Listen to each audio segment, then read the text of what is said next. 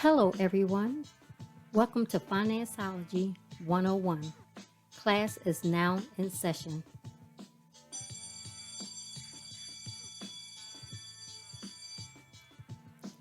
The information provided during this podcast is just that, information.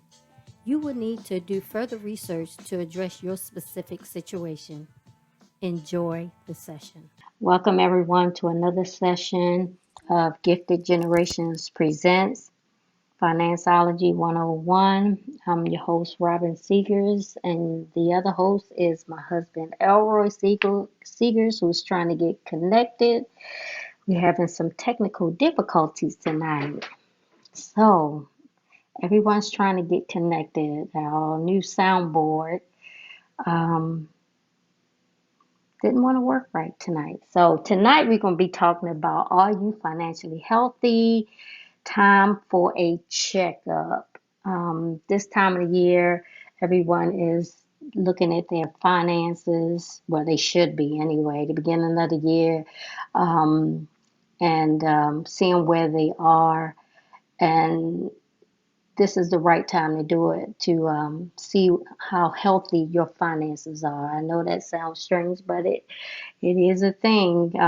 Making sure that you're in a good space with your finances, just like you go get a physical once a year. You should be getting a checkup with your finances. I would say once a month. I would not go. Yes, speak a little louder.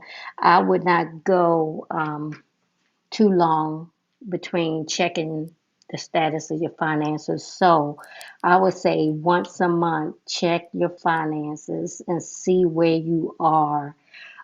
Just like the doctor gives you a plan for your health for the year, you should have a plan for your finances.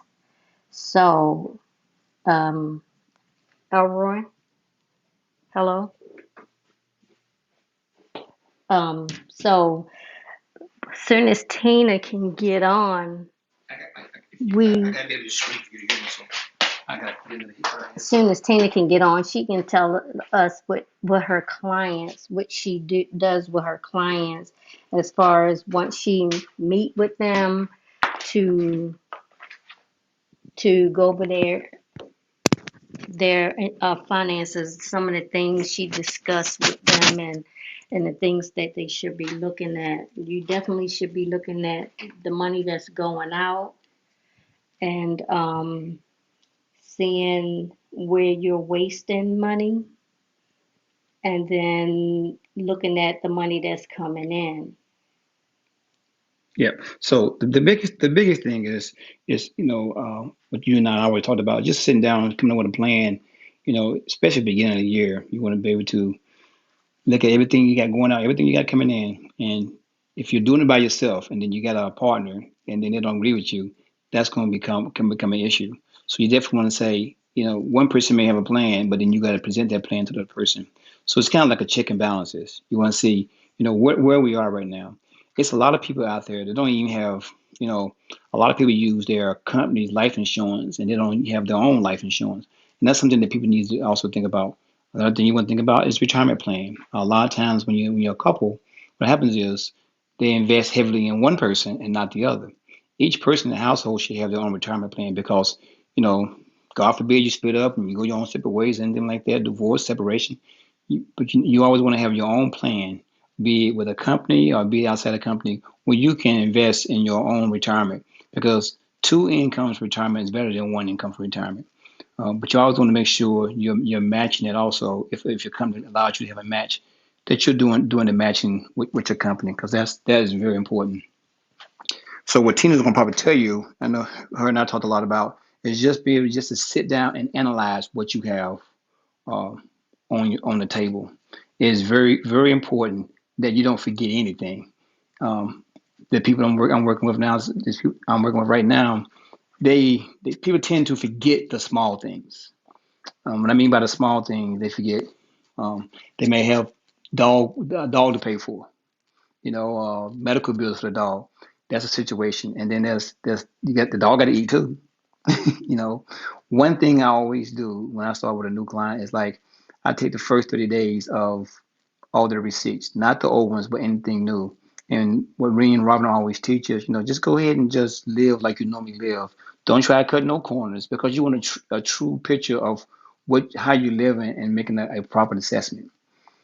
This way, when we sit down and look at each receipt, we can put it in categories, and it's going to give you a true picture. I remember back in the days, when me and Robin we started keeping receipts. Remember that, Robin? And we look down, and you look down, you're like, man, we got a lot of receipts from Food Line. So we would spend, $300 for groceries, but then we would spend another 150, and the next 2 weeks going back and forth, back and forth, back and forth. So we had to come up with a plan where we didn't always go back and forth to Food Line, spend extra money, and still spending $300 every 2 weeks on food. So we came with a plan. We said, okay, we're gonna spend this much for food, but on the off week we're gonna replenish things by having a set amount. So it may be 300 for every 2 weeks, but in the off week we would spend like $50 where we keep in the house, something like that, or we know there's gonna be money set aside just to go back to Food Line or Walmart. Those places we can replenish what we may have used up, like water, napkins, so some of the small things, and then we kept the big things for the major bill, like the meats and stuff like that and vegetables. But the small things, bread, milk, those things we had enough money to put in on the off weeks. Let me see, what else did we do besides that, that you can remember that was very helpful? Well, we kept the receipts so Yeah, we could see where we spent, and we worked it as a team. yeah, For those couples out there, you kids, have to work it as a team. It yep, can't kids, be your plan and my plan. yep, kids too. Why you keep saying Oh, kids? I'm just thinking about, how much when you have kids, sometimes, chores and stuff, giving kids a little pocket money for chores. I'm sorry, go ahead, I didn't mean to cut you off. So what I was saying is, as husband and wife or boyfriend, girlfriend, however you want to put it, you have to work it together because when you're living together, the finances should be together, and you come together and come on one accord to how you want to spend, on what you want to save, and how things are supposed to be divvied up. Right. So you have to work with your partner. I've seen couples that where they work separate, and it's my money and your money. Yep. You pay this and I pay that, and then what I have left, I can do what I want to do with it, and what you have left, you. And so they look back and they had no savings, they had no retirement, they had no financial future because it was every man for himself. Yep. And they Tears it. thought they were doing well by doing this, but they weren't. Yep. They weren't. Tears the family apart. Yeah, it does tear the family apart. And say one your spouse lose their job, then all the bills that they had Mm-hmm. now falls on you. Yep. And now if y'all worked it together, y'all could figure it out together. Yep. Yep. One, I like that. So just remember that you have to work together. This is the time of year you should be sitting down with your significant other and figuring out a plan together about your financial future for 2023. One of the biggest things, you're gonna always have somebody that's good with finances, and you got somebody just like, just good with like either spending the money or just like give me the allotment.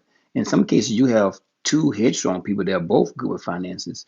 And what I mean by that, you may say, hey, marriage is when they first start off. It's two independent people, right? I have my own household, my own bills, and she may have her own household and her own bills. So when you come together, you gotta come together as a unit. Actually, before you get married, sit down, come with a plan to see how things are gonna be paid for. So you, in a sense, Rob, you may say, "Hey, I'm so used to paying my own bills."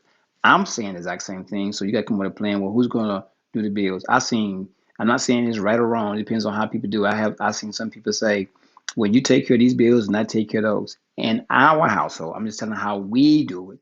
We bought the income under one umbrella, under one account, and we pay for the bills from one account. And then from there, we allotted money for Robin and money for myself, and then we gave the kids the money for chores or for school.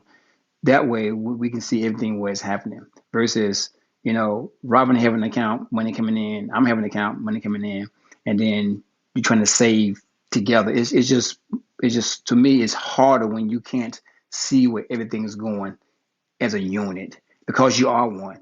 But I know some people they do quite well just keeping everything separate.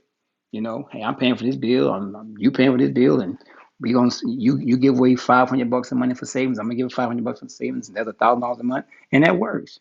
So it really depends on what works for each individual. I'm just saying in our household, it works great for us when we combine everything together and we live from that one pot.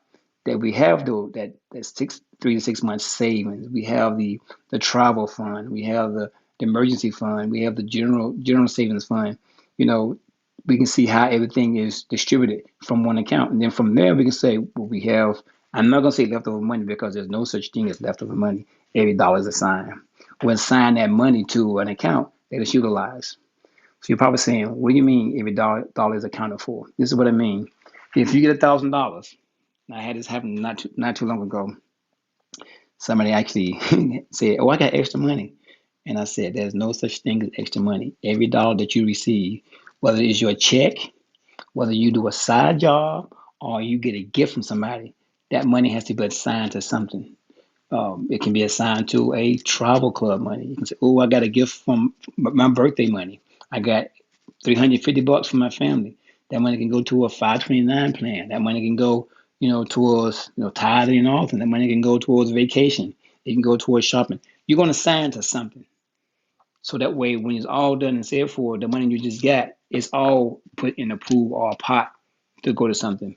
So that's one thing I always tell people. When you get money, there is no such thing as extra or free money. Even if someone gave it to you, you want to take that money and assign it to you. This is the time of year taxes. People do taxes. And this is the time of year that I see a lot of people mismanage money. They may get anywhere from breaking even to tens to thousands of dollars back. And they'll take that money and they just go crazy because in my estimation, they're just not used to having it a large sums of money and knowing having a plan in place. They'll get it and they just go crazy. You got to have a plan in place before you get that money. Well before you get that money. You can't say, I'm gonna get the money and then like I'm gonna do what I feel is best. If you really think about it, this is the same mentality where you see with a lot of NBA players, a lot of basketball players and football players. They go broke after a few years. What would you say the other day? A lot of lottery winners. Yes, lottery They get winners. they're so not used to having money. When they get it, they have plenty of shows. From broke to rich to from rich back to broke. There are lottery winners. They don't know what to do with that money. They advise you to hire X, Y, and Z, an accountant, a lawyer, and then they get taken advantage of. So you got to watch your circle also. So you got to be wise with your money. One thing that Robin and I always do, we have a plan before we get money. We say, okay, here's what we got right now going on in our household. This is where the check is going. If we come into some money, be it a bonus check, whatever, this is what we're going to do with it. So when it comes in, we know exactly where it needs to go. Not like, oh, guess what? I got $1,000 extra this week. What you want to do with it? We're going to Disney World. You just won the Super Bowl, Robin. Where you want to go? It's like you got that. That's imperative. So I always tell people have a plan. It does not mean that plan is going to work. It does not mean it's going to fail. It just basically means saying you have put something together that you and your spouse, or you and your accountability partner, or you by yourself, have something that you can at least move towards to see or not if it's going to work. And even if things don't work, you still can alter that plan. Put it on paper, write it down, make it plain. And I can guarantee you from that, you will see so much growth in not only in your finances, but also in other phases of your life as far as just planning, period. Because planning finances rolls over to planning other things. How to plan trips. I'm talking too much, baby. Oh, okay. I thought I was talking too much. Planning trips and just knowing how to do things on a schedule. Uh, I know for me and my wife, we are very schedule oriented. When it comes to paychecks or even the kids, when we're raising the kids, even on the jobs, we just very regimented. And when things don't go our way, does that mean we get crazy? We just adjust, we pivot, make adjustments. I'm trying to think of what was a situation where we needed an emergency fund. Remember the time we had an issue. We went down to Florida, and the car went bad. The brakes went bad, and we had a whole remember we had a whole weekend plan, and we had to put our car in the shop in Florida. We had just gotten about a day and a half. The brakes went totally out, so we had to take the car over to the dealership, and then we had to rent a car. So you can imagine going on vacation, and then your car just stops working. We didn't know the cost of the car. We didn't know how long it was going to keep it. Only we know that we needed to rent a car, and we still was going to continue our plans. So did that alter our plans? No. It just means that we had to take some of the money that we had to put towards the rental car because we didn't want to like use on the credit card. We just said, okay, how much do we have for this car? Let's just scale down some of our other spending habits so that we don't have to dig into the credit card to pay for things. So in a sense, we kind of like paying for outside the emergency budget rather than having emergency budget and then using it all up. Well, we was fortunate enough that when we got the car back, they end up fixing the car for free, paying for the rental car, right?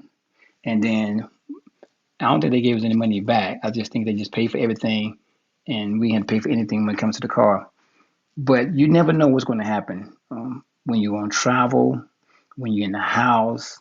You could get laid off. You could lose your job completely, not just lay off. We have furloughs and stuff like that. So your finances can be influenced. Can I tell them a story? And Story about my taxes? another thing is that we tend to think ignorance is bliss. That Right, we don't know, we good. right, And that's the same mentality we have when it comes to our health. You know something's not right, but hey, long as I don't go to the doctor, I'm all good. And it's the same thing with your finances. You know something's not right, but instead of taking the time to sit down and look at it and or yeah, go to someone to advise you, you just keep going and mhm, spending until you basically crash. yeah, And now you're trying to figure out a way to dig yourself out a hole that you could have prevented if you just stopped. yeah, A lot of us don't want to know the truth. yeah, We need to know the truth, yeah, but a lot of us don't want to know the truth. So yeah, we just continue on business as usual, yeah, shopping, having a good time, yeah. knowing your finances is jacked up. You wake up. So you have to, before you hit rock bottom, you have to stop and sit down and take a self-assessment of where you are with your finances. Yeah, Is I mean, find somebody that you see doing well, and if they're somebody you can trust and be vulnerable with, talk to them and get them to advise you or help you or encourage you to do well with your finances. Some people can do it alone, but mhm, a lot of people need an accountability partner, yeah, someone to keep them encouraged, someone to check on them, someone to sow into them and give them the information that they need to yeah. move forward because it can Mhm. be done. And the biggest thing is like if you in a relationship, you might need a third party to sit down with that can be like the mediator of your situation because if you two are not seeing eye to eye, you might need to have somebody just to have a third party just to say, how you seeing these things. Somebody that's financially, savvy. That if you can't pay for one, you may know somebody that can give you some sound advice. That's pretty good with finances. That's something that me and Robin do. So you might want to do it one way, or she may want to do it the other way, and you just can't come to terms. So you're bumping heads, which is going to cause a lot of friction. And then next you spending money, he or she spending money, and then you're just going backwards. So a lot of times you may have to go to a financial advisor or somebody that can help you put things back in alignment and give you a plan, and you can march the beat of that plan because we don't always know what's best. We think we know what's best until somebody tells you, like, "Oh, wow, I didn't think of that. Oh, I didn't know that." Because they're paid to do these kind of things. They are well versed in these kind of things. They legally know these things from state to state. It's very helpful to have that third party if you can afford it. If you can't, then I can understand. You might want to find a different avenue of somebody that you trust that can mediate your finances for you, which is going to be very difficult because a lot of people don't do it for free. Everybody wants to get paid for these kind of things. So I would definitely say that. Um, But it's important also to make sure you and your partner, if yeah, you have a partner, talk. are on the same page. Because if he's going left or she's going left and you're going right, Mhm. e- that's a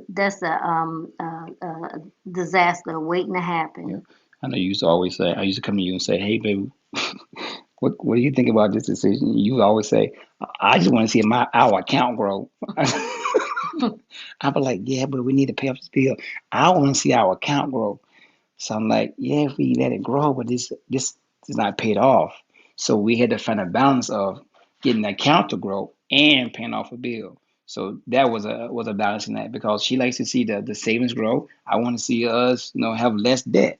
So it's like, okay, we can pay off this debt and have this account grow. It may not grow as fast as she would like, and it may not shrink as fast as I would like. So it's a balance in that, and understanding, the need. And then a lot of times you got to present to your partner the pros and cons of the way you want to do things, either paying off a bill or trying to pay off a credit card. It's very helpful when they can see. Now, my wife, she's very visual. I can tell her all day long because I can visualize it in my head. She wants to see it on paper. Show me the number, so I already know if I'm going to talk to her, I gotta have it on paper. This amount adds to this. I gotta show which accounts it goes to so she can see it.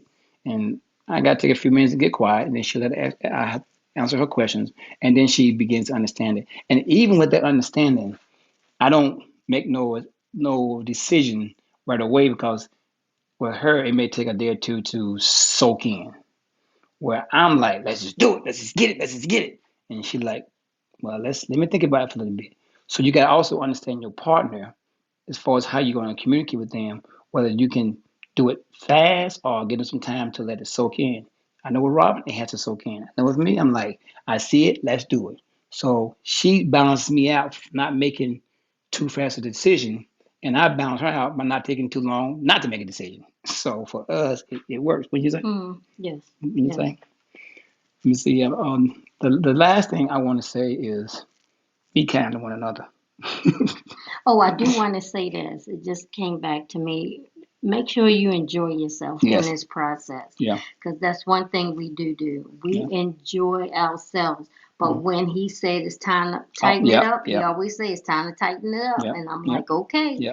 And whatever that means we got to cut back on this, that, because there's something a goal we trying to attain. You know. So Right. he said, let's tighten it up. Time to shut it down. Yeah. Okay.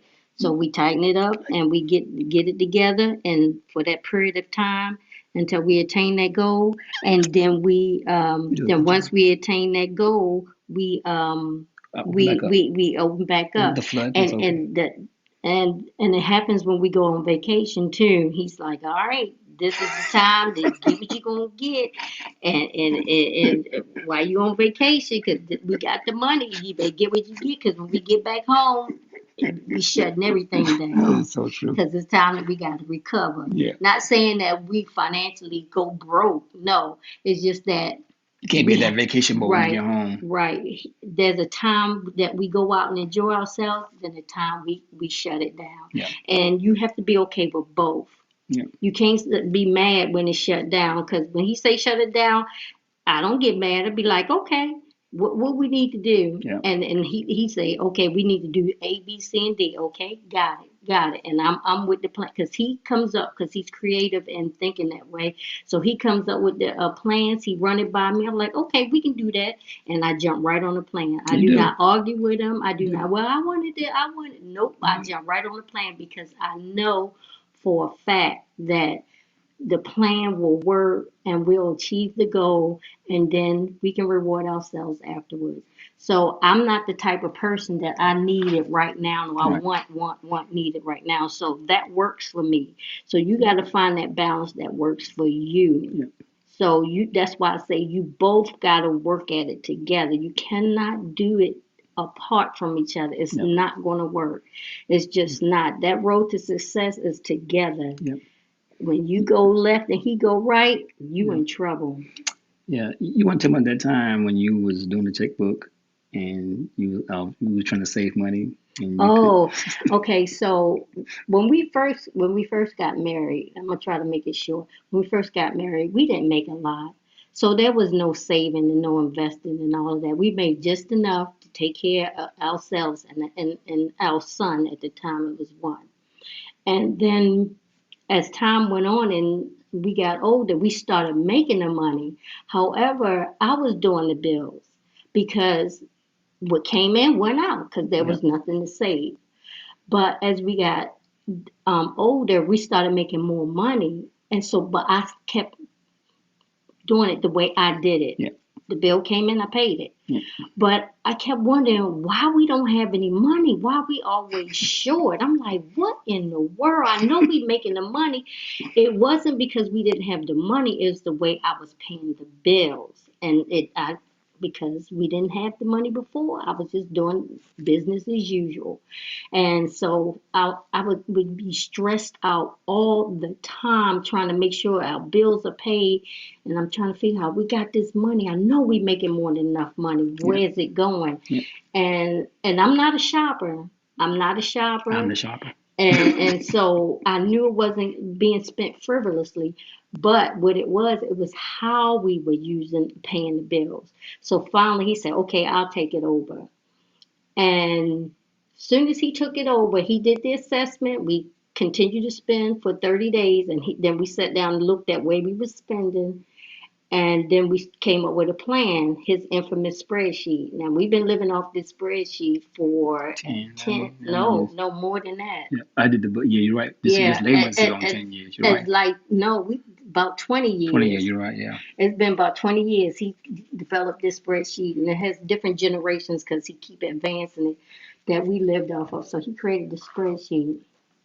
I'm telling you, from I remember it was in we was moving into the house in May one year. So Hmm.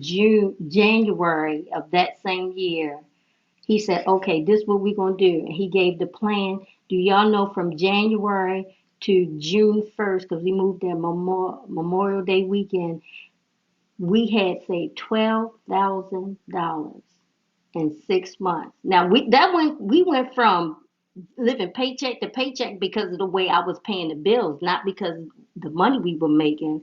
We had the money, but I just didn't have a plan for paying it, so it seemed like Yeah. we were broke all the time, but we weren't. So that's why I was so confused.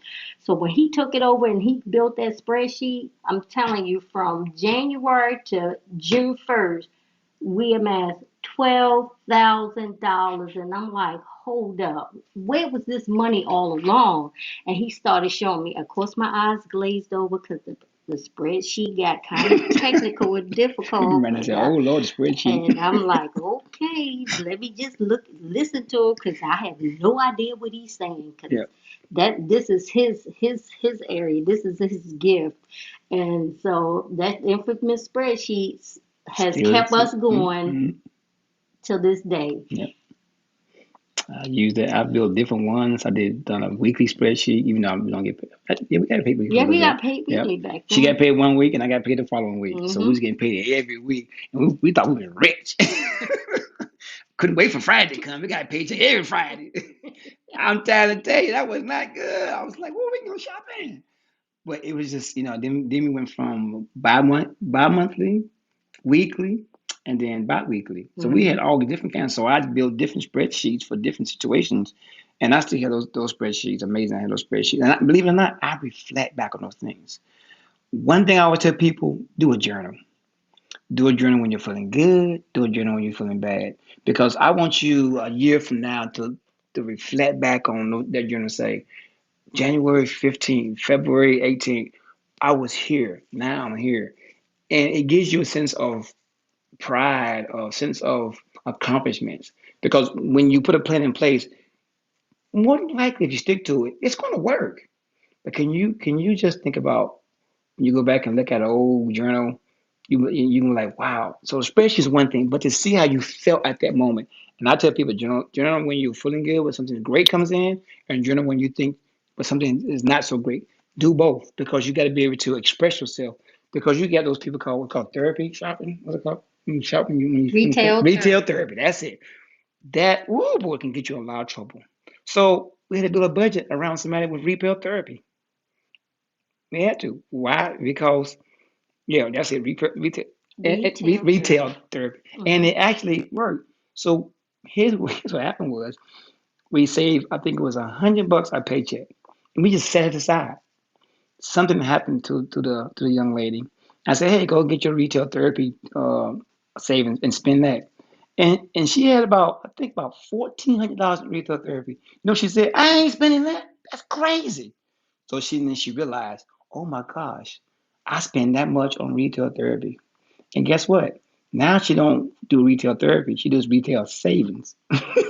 And she take that money she would have spent and puts it down on something and save it for a trip or something else. So you can change your habits, but a lot of times you have to realize your habits before you can change them.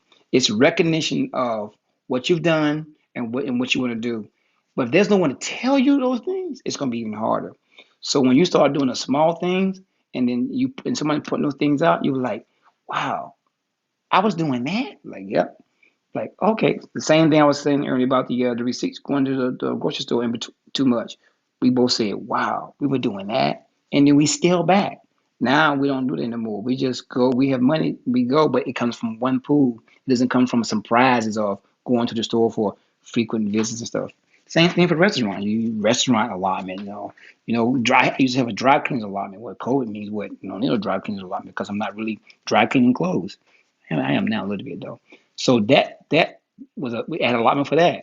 So you got to build allotment for everything. So it's not surprises when you're doing things. A lot of times people put a pool of money together. I'm gonna put $300 for everything. Okay, everything means shopping. It means restaurants. It means this. If it doesn't work, then you want to change your plan. But I always tell people save those receipts because that's gonna really tell you the true story of how you spending money. Yep. Always ask for your receipt and then Yep. put it in a shoebox or something, Yep. and then sit down at the end of the month and see where you Yep. categorize your stuff and Yep. see where you will be shocked and amazed how often you swipe Yep. that card. And Mm. now the funny thing is now we go to the store in between grocery, like he said, with cash. Yep. Before I was going with the debit card, so I would get little extra, stuff that I wasn't even supposed to get or Mm-hmm. wasn't. But now I Sure gotta enough. go in there like I gotta get exactly because I only brought $25. Yeah. I gotta get exactly what I need because I cannot go over $25. Yep. And it works because now I'm not buying a bunch of Nonsense. nonsense. Now I'm not adding, stuff that we shouldn't even be eating in the first place. I'm going to get exactly what I want or Yep. what we need, and I'm coming home. I Yep. ain't walking around the store because ain't no sense because I only had $25. Yep. Yep. And it does work. It can be painful because what I mean by painful because of the adjustment doing those things. But those things they man do they work. Yeah, they work greatly. You'd be amazed how something small. It's kind of like a diet. Yeah, I would say, hey, you're on a diet. They tell you remove one thing at a time, and you see yourself change. Like if you used to drinking sodas, right, and you remove that soda, all that sugar, and now you're gonna start seeing drinking water in its place, you're gonna start seeing some weight fall off. Same thing with budgeting. If you do a drastic change all at one time, you're gonna just drown yourself. You put things down and you move towards a goal. What I typically do is I always start off with what you're doing right now. I leave it the same the first month. The next month I trim it down. Okay, last month we spent $400 in shopping. How about we spend 300 this month? Okay, okay. Now put that 100 you was gonna spend on shopping. Put that extra 100. Put it into another budget called travel. Cool. Now you got $100 in travel. Next month, okay. Let's trim it down another $50. Put that $50 in travel. Now what you're doing? So the person's saying, "Wait a minute, I got 150 in travel. I need to put more in travel." Okay, you want to do more in travel? That means you do less shopping. Okay, so now the shopping bill is down to like 150, and the travel bill is getting bigger and bigger and bigger. So now you're self motivating yourself to make changes. Those overnight changes, they may work for a little bit, but just like diets, you got to be able to maintain. That's why we don't like doing diets. We do a lifestyle change. Budgeting is the exact same thing. It's a lifestyle change. I don't really like using the word budget, but it's for the lack of people use that word so much, so we just use budgeting. But you really want to do a lifestyle change. When you do that lifestyle change, and you can maintain it, it is so easy. Me and Robin, we had this lifestyle change for years. For years. One thing I always do when I get a little extra money from work, I always give my wife some. When the boys are here, I give them some. I give myself a little bit some, and I put the and I put the other half away. So we spend a little bit, we enjoy a little bit, and we save a little bit. I don't like say, oh, we got let's say $1,000. We're gonna save $1,000. Like, what fun is that? If you're doing that, this is just me, y'all. I put 500 in the account, and then I give myself some, my wife some, and then my kids some, and we go enjoy ourselves, go out to eat. But I save some. So did I assign that money? Yeah, I signed that money. I signed my wife some, I signed myself some, and I signed some to our account. You know, you know, it's just good to have a plan. When you do those things, and I love rewarding my wife and kids when we give them something because Robin works hard on these. You can see on this podcast, I kind of screwed this thing up, and I don't know what I did. I think it was the board, but Robin does all the sound stuff. She does all the posting. She does all the images, and she does all the phone setup for people when we got new people on the line. You saw we had technical problems tonight. I'm on one end, she on the other end, but Robin figured it out. She is my IT department. She is my HR. You everything, girl. You everything. I'm gonna give you some ice cream tonight. Give you some ice cream tonight. You deserve some ice cream.